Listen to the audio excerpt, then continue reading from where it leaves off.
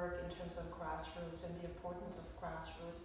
You have a event tomorrow that actually opens up this opportunity for the overcoming the challenge of the inequalities. Do you want to talk about maybe the event tomorrow and also how grassroots are important for anyone to achieve the UDHR? Yeah, well, tomorrow we will be launching our program for 150 years. Some of the challenges that we face here are the racism and discrimination and prejudices that exist, from a long time, because people were brought up to think in terms of race and those kinds of prejudices, and gender as well, and many other kinds of prejudices that are emerging today in terms of sexual orientation, in terms of disabilities, in terms of, besides race, it's also religion.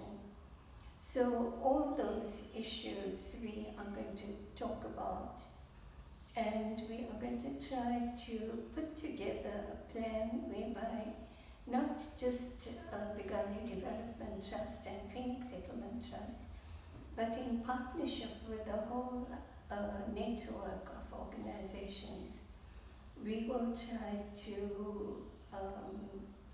make an impact, start a campaign against these kinds of challenges that we face today. One of the things is to have a huge campaign of learning Zulu, because even though 80% of the people in KZN speak Zulu, very few people really know Zulu. And that is because the status of the language was downgraded through apartheid. And so people feel that English gives you a higher status, and they want to learn English rather than learn Zulu.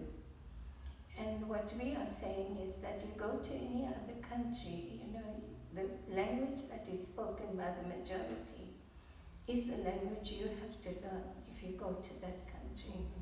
And here, the majority of the people speak Zulu, so why shouldn't we learn? And so on that basis, we want to learn Zulu.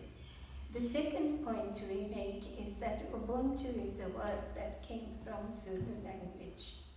And Ubuntu is a philosophy that everybody around the world is now talking about, because it's such an important philosophy.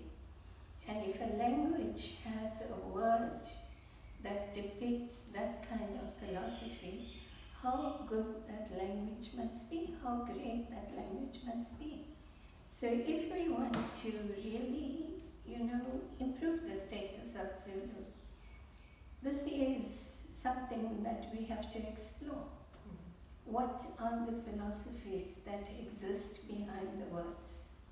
So it's not just about communication, but it's about understanding the language and the concepts in the language.